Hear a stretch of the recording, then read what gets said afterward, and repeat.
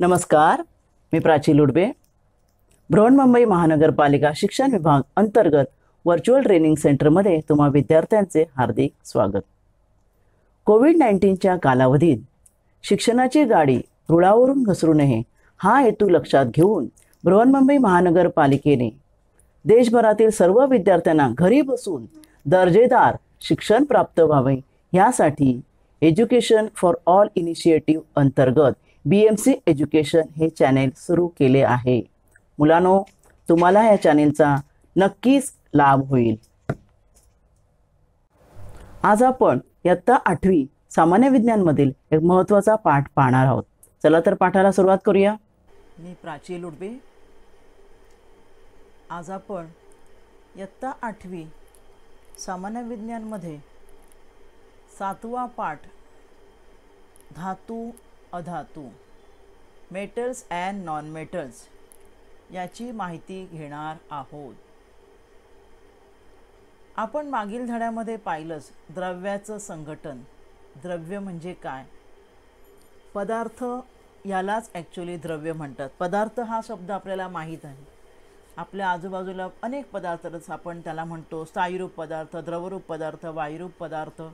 पदार्थालाच विज्ञानामध्ये नवीन शब्द द्रव्य आहे. मागील पाठातच आपण पाहिलं. आपल्या सभोवती दिसणाऱ्या तसेच दृष्टीला दिसू न शकणारे म्हणजे दिसणारेही आणि न दिसणारे सर्व वस्तू ज्या आहेत आपल्या डोळ्यासमोर, सर्व प्लॅस्टिक, खुर्ची, प्लॅस्टिकची बॉटल, प्लॅस्टिकच्या वस्तू, टेबल, खुर्ची ह्या वस्तू आहेत. ह्या वस्तू ज्याच्यापासून बनतात त्याला पदार्थ म्हणतात. पदार्थ म्हणजेच द्रव्य. All objects which we see around us and those which we cannot see are all made up of matter. सर्व पदार्थ किंवा सर्व वस्तू ह्या द्रव्यापासून बनलेल्या असतात.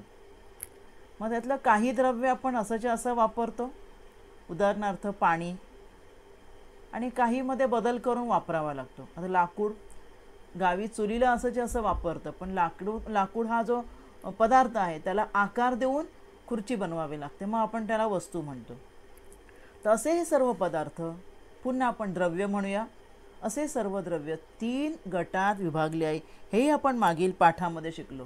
ते 3 गट म्हणजे मूलद्रव्य, संयुग आणि मिश्रण. त्यातले मूलद्रव्य म्हणजे काय? निसर्गात आढळणारे, निसर्गात मूळ रूपात जे आढळले, शास्त्रज्ञांनी शोधून काढले अशी मूलद्रव्य. मूलद्रव्यांच्या संयोगाने बनतात ती संयुग. त्यामध्ये मूलद्रव्यांचं विशिष्ट प्रमाण असतं.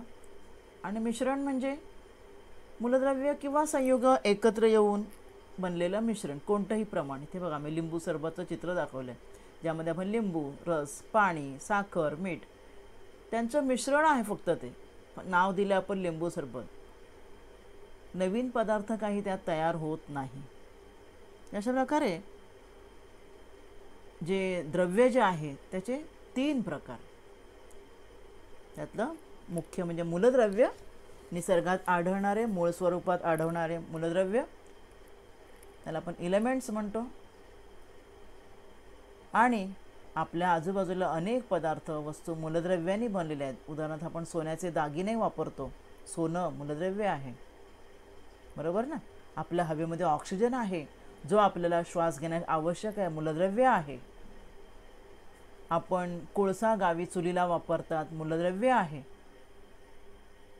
मग ह्या मूलद्रव्य मी 3 वेगवेगळे शब्द वापरले बघा. सोनं वापरलं, तांब्याचे तार, चांदी हे पण मूलद्रव्य म्हटलं, ऑक्सिजन पण मूलद्रव्य म्हटलं, आणि कोळसा पण मूलद्रव्य म्हटलं.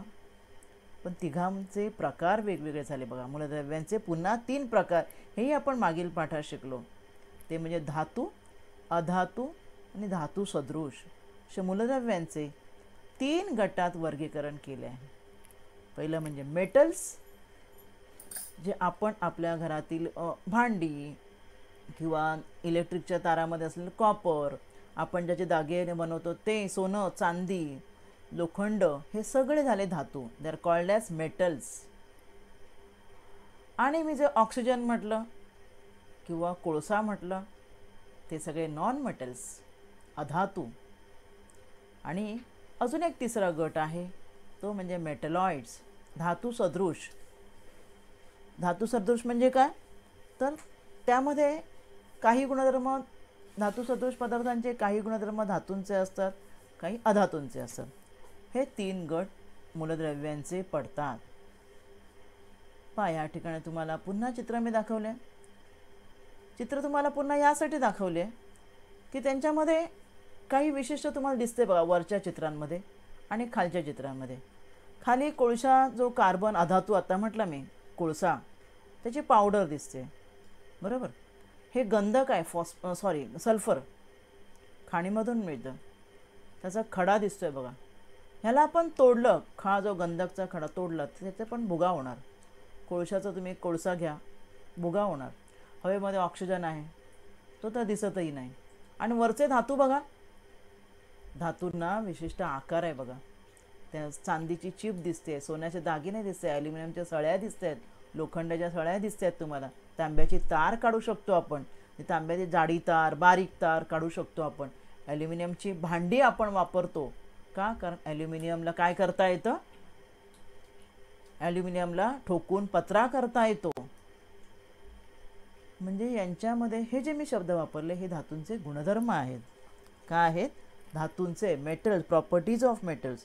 म्हणजे काही विशिष्ट प्रॉपर्टीज आहेत धातूंना की ज्यामुळे धातू ओळखता येतो, ज्यामुळे धातू ओळखता येतो असे धातूंचे काही प्रॉपर्टीज आहेत. पहिलं बघा, वर्धनीयता, मेलिएबिलिटी, तन्यता, डक्टिलिटी, विद्युत वाहकता म्हणजे धातूमधून वीज वाहून जाते, उष्णता वाहून जाते म्हणून तर आपण धातूची भांडी वापरतो. त्यात चकाकी असते, दे आर लस्ट्रस, त्यांच्यातून आवाज येतो. धातूवर एका धातूवर दुसरा धातू तुम्ही आपटला तर आवाज येतो. नादमयता असते, शाळेची घंटा माहीत असेल तुम्हाला. आणि धातू जड असतात, घनता असते त्यांना. या चित्रात दिसते बघा, पाण्यामध्ये खाली आहे कॉईन आणि वर प्लॅस्टिकचं बूच आहे बघा. प्लॅस्टिक तरंगतं, धातू मात्र बुडाले. तर या पाठामध्ये आपण धातूंचे गुणधर्म जे आता मी या चित्रात दाखवले आहेत ते आपण विस्तृत स्वरूपात पाहणार आहोत. पाहूया आपण आता धातूंचे गुणधर्म. प्रथम पाहूया आपण धातूंचे भौतिक गुणधर्म. आपण धातूंचे पाहणार आहोत, त्यावर अधातूंचेही गुणधर्म त्या उलट काय आहेत तेही आपण पाहणार आहोत. Physical properties of metals. Physical property म्हणजे बाहेरून जे त्यांच्या दिसतात, त्यांच्यामध्ये काय बदल होतो वगैरे, आकार बदलणे वगैरे, पत्रा काढता येणे, तार काढता येणे, हे सगळे बाहेरील गुणधर्म, भौतिक गुणधर्म. First property of that is physical state of metals. अवस्था कशी असते, सर्वसामान्य म्हणजे आपलं नेहमीचं तापमान. कक्ष तापमानात धातू स्थायू असतात सर्व. तुम्हाला माहिती आहे ना, सोनं चांदी वगैरे आपण जे बघतो तो सर्व धातू हे स्थायी रूपात असतात. पण तेथे एक्सेप्शन आहे, पारा आणि गॅलियम. तुम्हाला माहिती थर्मामीटरमध्ये पारा असतो बघा. वरच्या चित्रातला पारा आहे ग्रे कलरचा आणि खालच्या चित्रात चांदीसारखा चमकणारा गॅलियम आहे बघा. बोटाने तो व्यक्ती दाबतोय बघा. म्हणजे धातू असून सुद्धा ते द्रवरूपात असतात.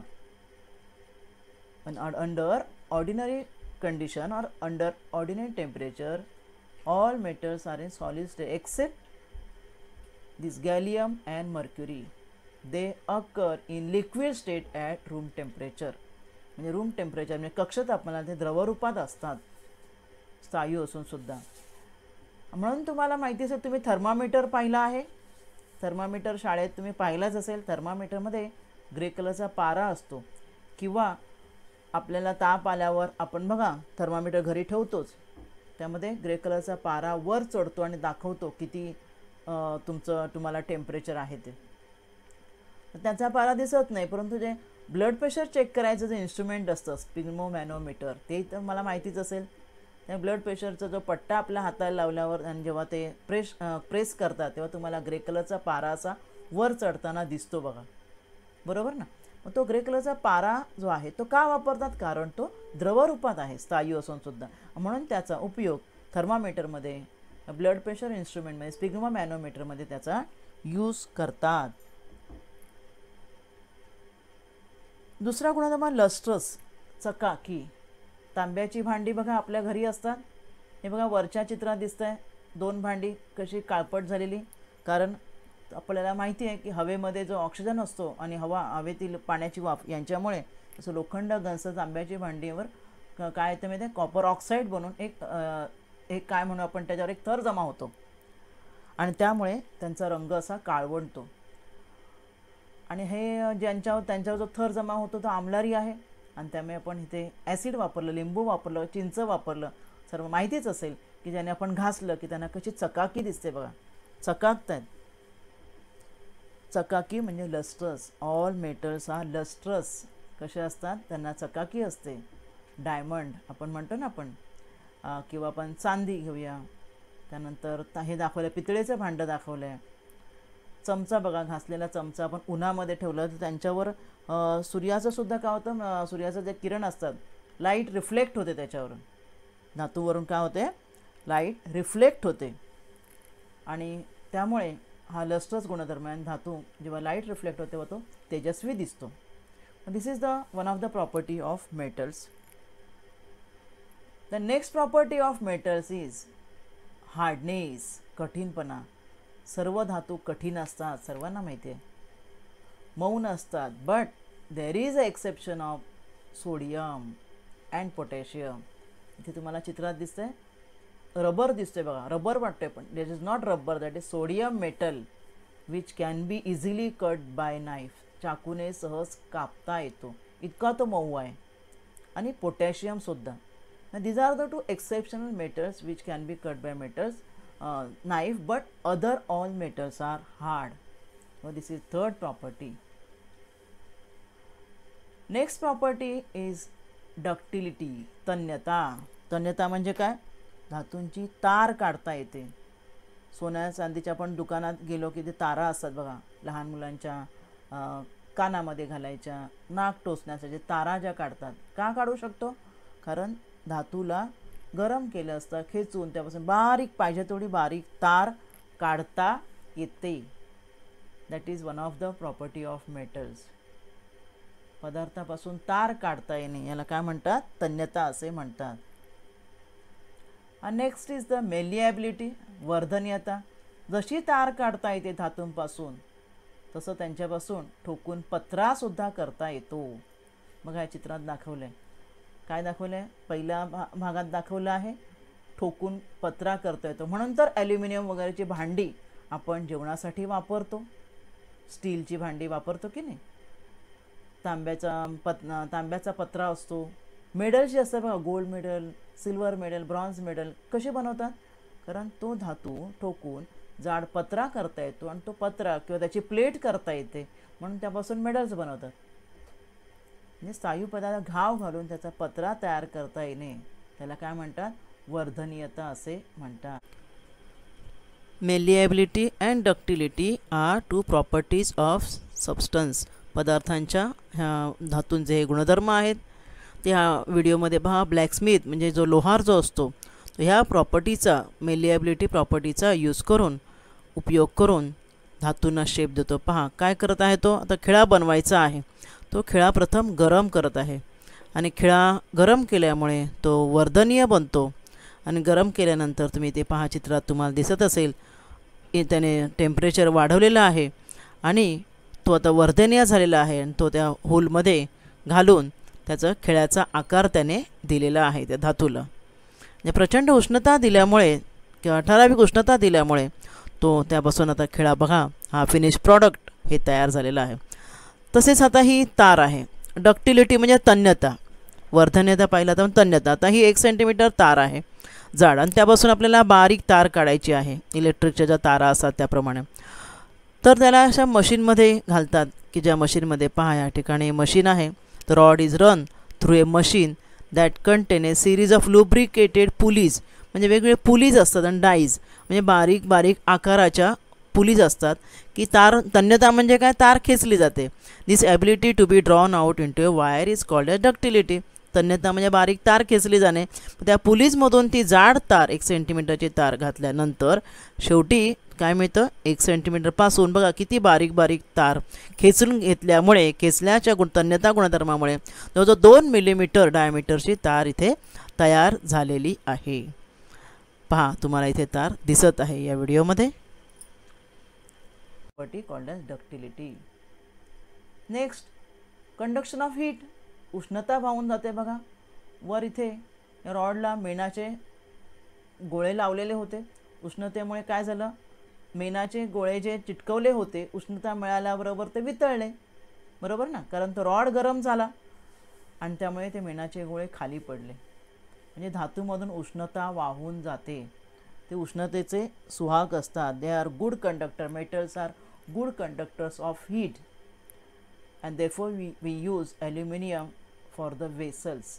आपण धातूची भांडी वापरतो कारण ती गरम झाल्यामुळे आपलं जेवण शिजतं, बरोबर ना. As they are good conductor of heat, similarly they are good conductor of electricity also. विद्युतचे सुद्धा ते वाहक आहेत. विद्युत त्यांच्यातून वाहून नेली जाते. फक्त अपवाद शिसे हा असा धातू आहे जो उष्णता आणि वीज यांचा सुवाहक नाही. त्यांच्यातून उष्णता आणि वीज जात नाही लेडमधून. पण तांब वगैरे सर्व धातूमधून उष्णता आणि वीज वाहून जातात. म्हणून तर इलेक्ट्रिकच्या या तारा असतात तांब्याच्या असतात. आणि नंतर मग घनता, डेन्सिटी. धातूंची घनता जास्त असते. ह्या चित्रामध्ये बघा, खाली आतमध्ये धातूचं कॉईन आहे आणि वर प्लॅस्टिक आहे, त्याच्यावर पण प्लॅस्टिक आहे. धातूंची घनता सर्व इतरांपेक्षा जास्त असते. अपवाद आहे पुन्हा इथे. सोडियम, पोटॅशियम, लिथियम जे आहेत त्यांची घनता मात्र पाण्यापेक्षा कमी आहे आणि त्यामुळे ते पाण्यावर तरंगतात. सोडियम पाण्यात टाकल्या आणि तो इतका क्रियाशील आहे की पाण्यात टाकल्याबरोबर त्याचा स्फोट होतो सोडियमचा. त्यांची रिॲक्टिव्हिटी आपण पुढे पाहणार आहोत. तर घनता ह्या तिघांची पाण्यापेक्षा कमी आहे. हे बघा, इथे लाकूड आणि लोखंड दाखवले. दोन्ही समान आकाराचे मी ठोकळे घेतले आहेत. दोन्ही समान आहेत बघा. पण लोखंडी ठोकळ्याच्या बाजूने तराजू खाली आला आहे, लाकडाच्या बाजूने वर गेला आहे. कारण लाकूड धातू नाही, लोखंडा ठोकळा धातू आहे की जो वजनदार आहे. नेक्स्ट प्रॉपर्टी, द्रवणांक आणि उत्कलनांक. Melting and boiling point. धातूंचे द्रवणांक आणि द्रवणांक म्हणजे ज्या तापमानात द्रवात रूपांतर होतं, बरोबर, आणि बॉईल म्हणजे ज्या तापमानात ते वितळतात, हे जास्तच असतात. धातूंचे मेल्टिंग पॉईंट आणि बॉइलिंग पॉईंट जास्तच असतात. अपवाद आहे पुन्हा इथे मर्क्युरी, गॅलियम, सोडियम, पोटॅशियम, कारण ते मऊ आहेत. सोडियम, पोटॅशियम तर हलके आहेत, त्यामुळे त्यांचे उत्कलनांक आणि द्रवणांक सुद्धा कमी आहेत. मर्क्युरी स्थायू असून सुद्धा, पारा स्थायू असून सुद्धा द्रवणांकच त्याचा किती -38च्या पुढे तो स्थायू होतो. म्हणजे त्या दरम्यान तो आपल्या कक्ष तापमानाला द्रवच असतो 27 डिग्रीला आणि 357 डिग्रीला तो त्याची वाफ होते. म्हणजे किती त्याचा द्रवणांक बघा कमी आहे, म्हणजे फार कमी आहे. बाकी ज्यांचे 1000, 4000 वगैरे 2000च्या वरती असतात. ह्या तिघांचे द्रवणांक, चौघांचे द्रवणांक आणि उत्कलनांक कमी असतात. बाकी सर्व धातूंचे द्रवणांक, उत्कलनांक जास्त असतात. पुढे नादमयता.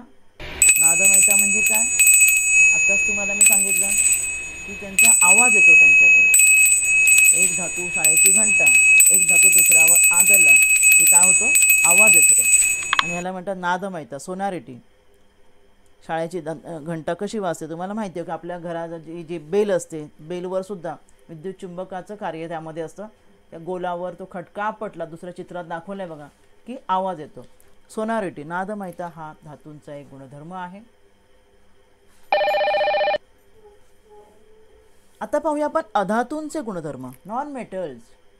अधातू सुद्धा आहेत पहिल्या, पण कार्बन, सल्फर, ऑक्सिजन हवेतला, त्यांचे गुणधर्म काय? त्यांचा सुद्धा आपण प्रथम फिजिकल प्रॉपर्टीज पाहणार आहोत. फिजिकल स्टेट्स म्हणजे भौतिक अवस्था काय आहेत त्या. सर्वसामान्य तापमानाला अधातू, स्थायू, द्रव, वायू तिन्ही अवस्थामध्ये असतात. स्थायू कोणते? कार्बन, त्यानंतर आपण गंधक म्हटलं सल्फर, हे दोन स्थायू असतात. वायुरूपात काय?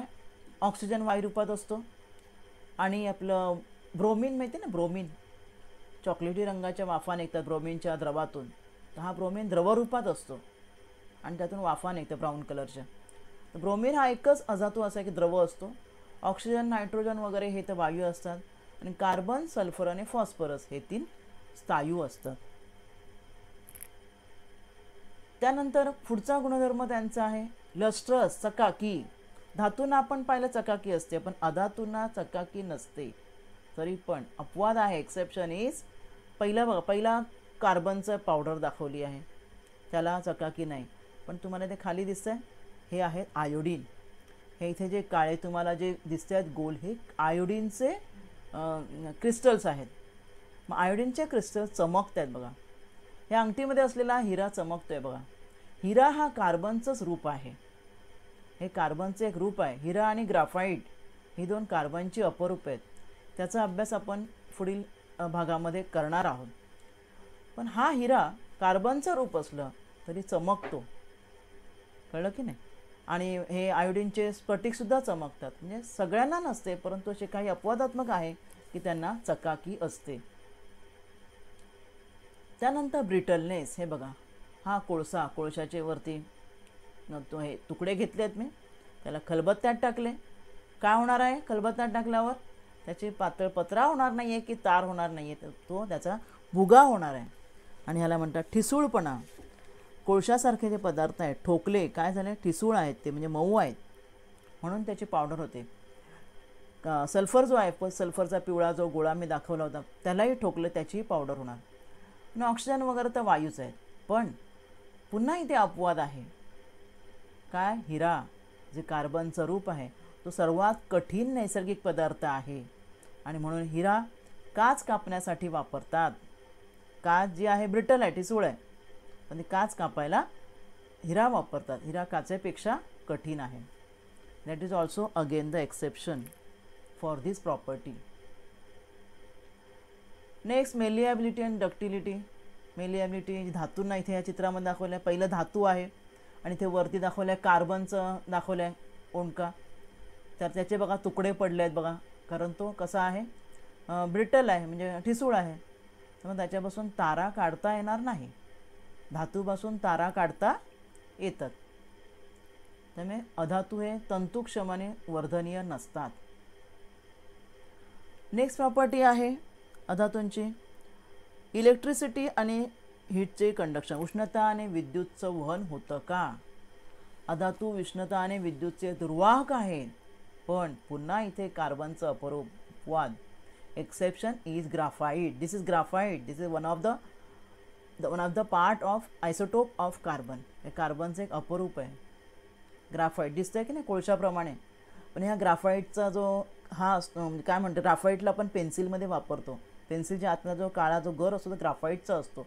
तसंच सेलमध्ये तुम्ही जो आपला घरगुती जो आपला सेल असतो घरी टॉर्चमध्ये वापरतो, तो जर फोडलात, ओपन करून पाहिला, तर आतमध्ये कार्बनमध्ये कांडी असते, ती कार्बन कांडी असते, म्हणजे ग्राफाईटची बनलेली असते, कारण त्यातून वीज वाहते. बघा, ह्या अशा कांड्या असतात.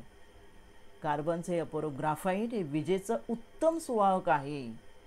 बघा, ह्या सेलमध्ये दिसते तुम्हाला, हे सेलमध्ये मध्येही कार्बन कांडी असते, ज्याच्यातून वीज वाहते. आणि वीज वाहते त्यामुळे आपण मागील भागामध्ये पाहिलं, सर्किट पूर्ण झालं की जर तुम्ही त्या सर्किटमध्ये दिवा लावला तर तो दिवा पेटणार आहे, बल्ब पेटणार आहे. म्हणजे ग्राफाईट हे विजेचं उत्तम सुवाहक आहे, जे कार्बनचं अपरूप आहे.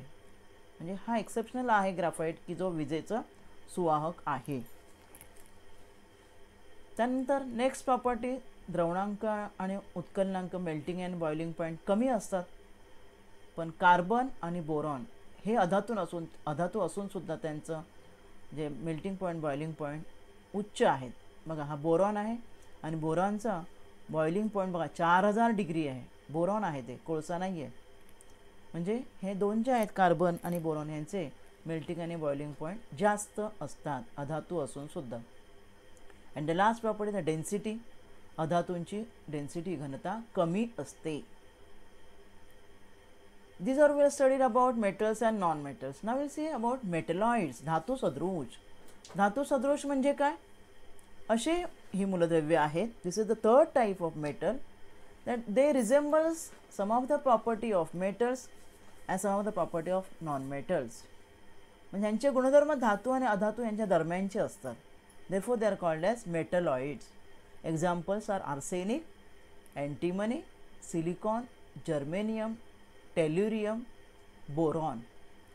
ही मूलद्रव्य, जी साही मूलद्रव्य धातू सदृश मूलद्रव्य असे म्हणतात. पाहूया आपण त्यांच्यापैकी काहींची माहिती घेऊया.